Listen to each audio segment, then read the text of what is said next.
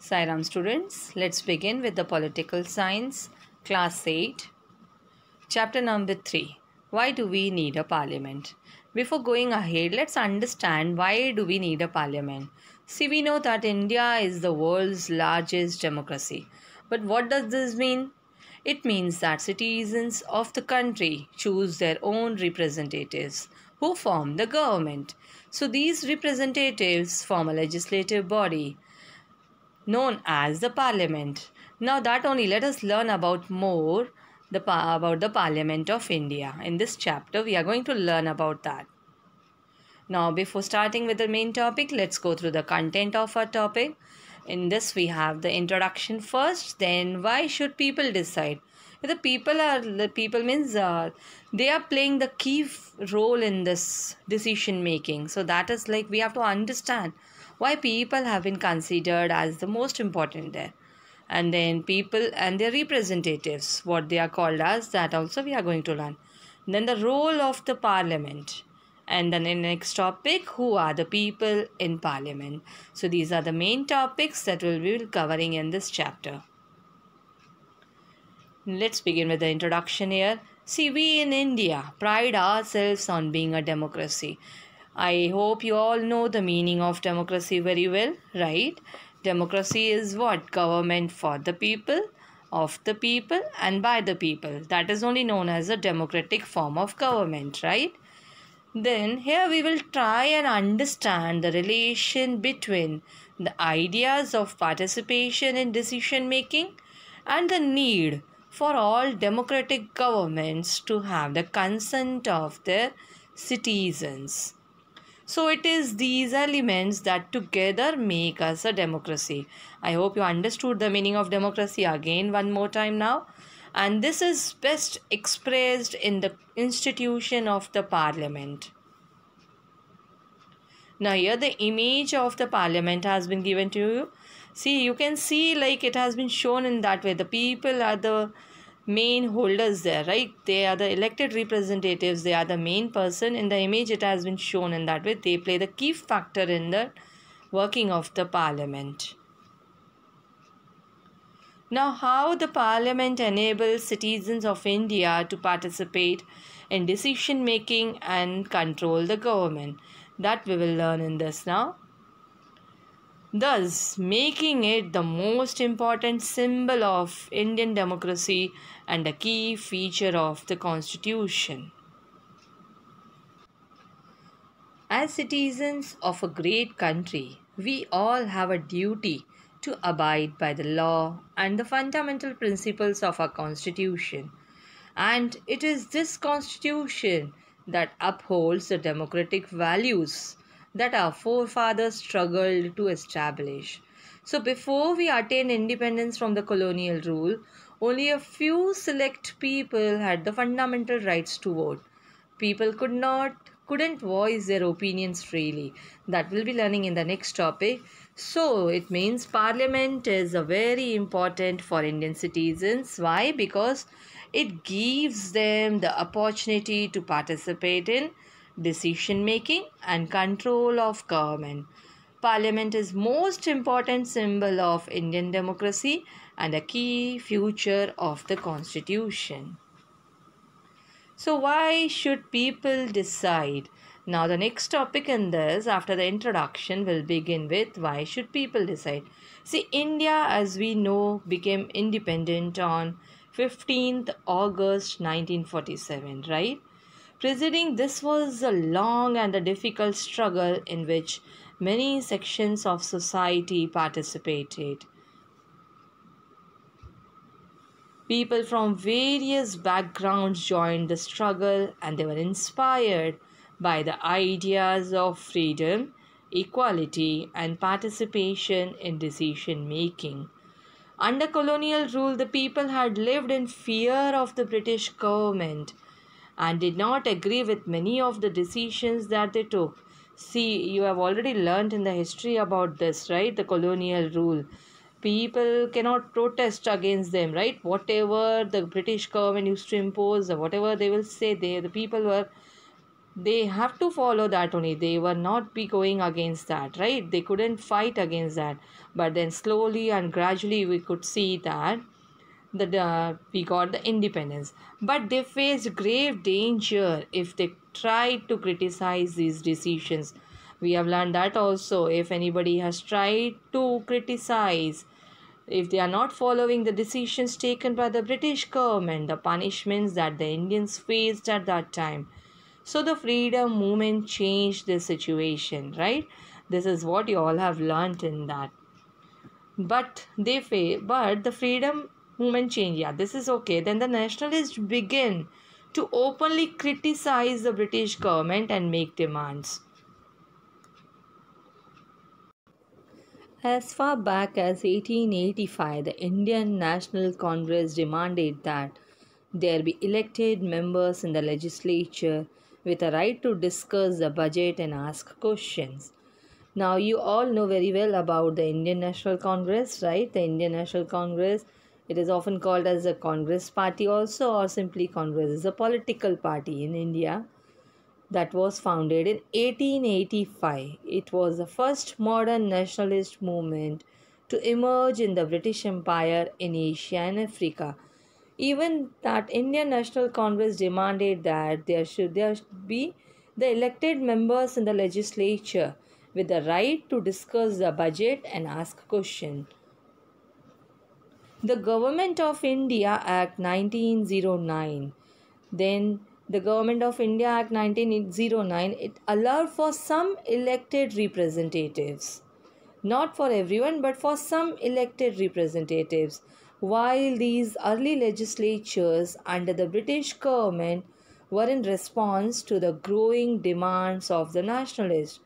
They did not allow for all adults to vote, nor could people participate in decision making. This is what in Government of India Act 1909.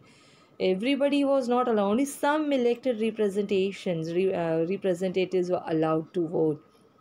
So these early legislature under the British government were in response of growing demands, but they did not allow for all adults to vote. Then with the coming of independence, what happened then?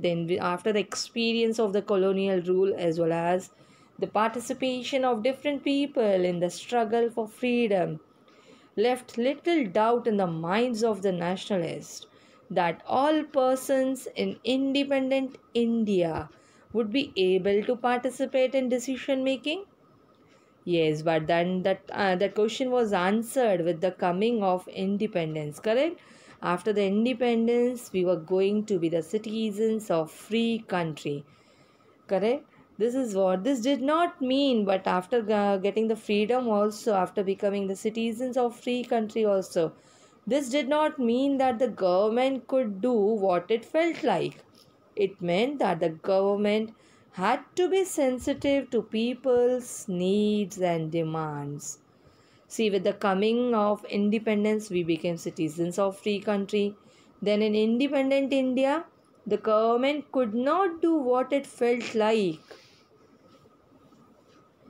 But it had to be sensitive to the people's needs and demands.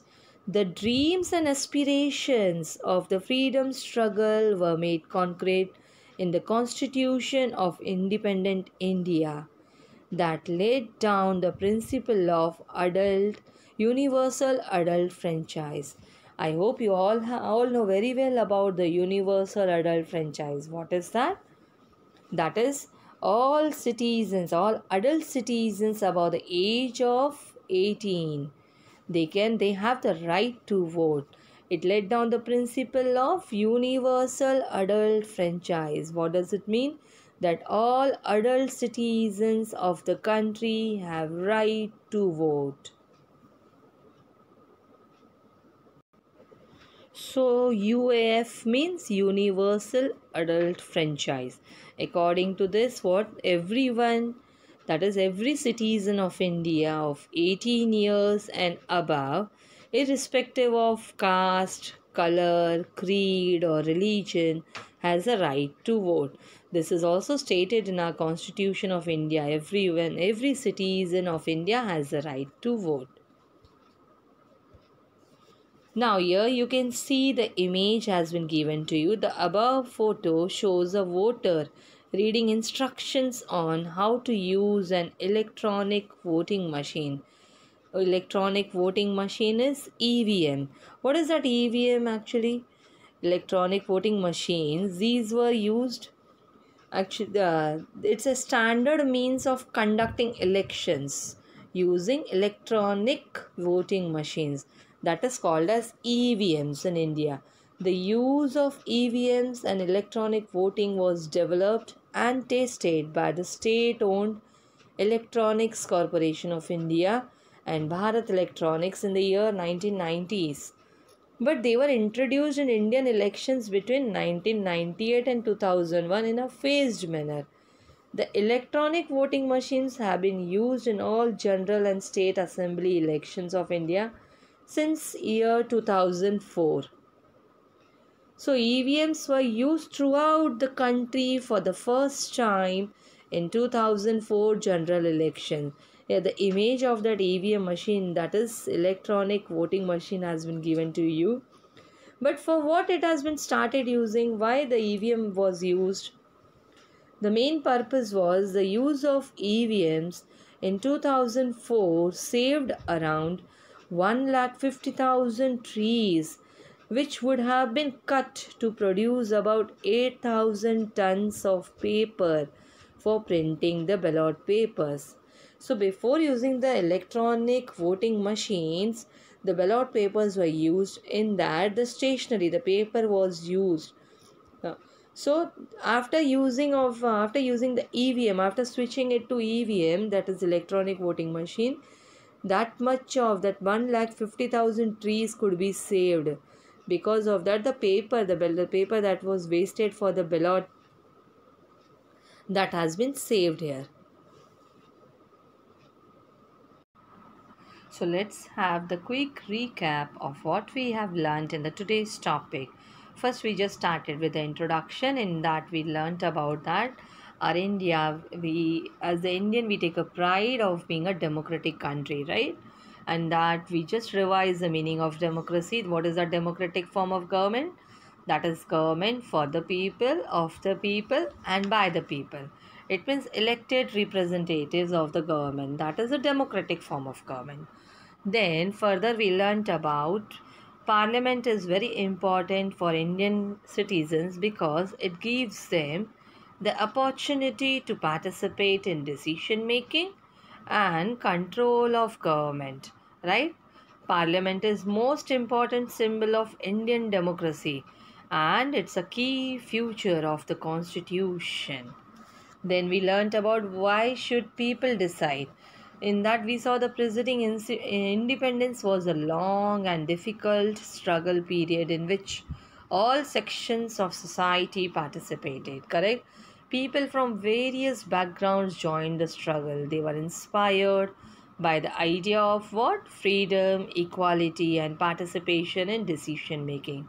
So during the colonial rule, we have seen the people lived in fear of the British government.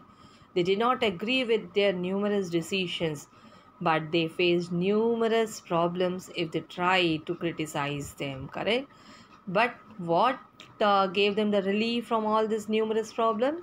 The freedom movement changed the situation for each and every person, each and every citizen of our country, right? The nationalists began to criticize the British government and make demands. So finally in 1885, the Indian National Congress demanded elected members in the legislature with the right to discuss the budget and ask questions. Then the Government Act of India. The Government of India Act, that was of the year 1909. It allowed for some elected representatives. Then slowly we saw it was the response was the growing demands of the nationalists, but they were not allowing each and every adult to vote there. But then what happened when we became independent? After independence, the nationalists were of the opinion that as different people participated in the freedom struggle, so all of them should be able to participate in making decisions also. So with the coming of independence, we became citizens of free country. And in independent India, the government could not do what it felt like, but it has to take into consideration the sensitivities of the people's needs and demands. Then that is the reason it laid down the principle of universal adult franchise. What was that? We have learned that all adult citizens of the country have the right to vote there. Then after that we learnt about the EVMs that were used for voting, correct? EVMs, that is called a EVM, is what is the full form of it? Electronic voting machine. And these were used for the first time in 2004 throughout the country, and their usage saved 1,50,000 trees which would have been cut to produce 8,000 tons of paper for ballots. So this is what we have learnt in the today's session. Still more topics are there that we'll be learning in the next presentation. Till then, take care.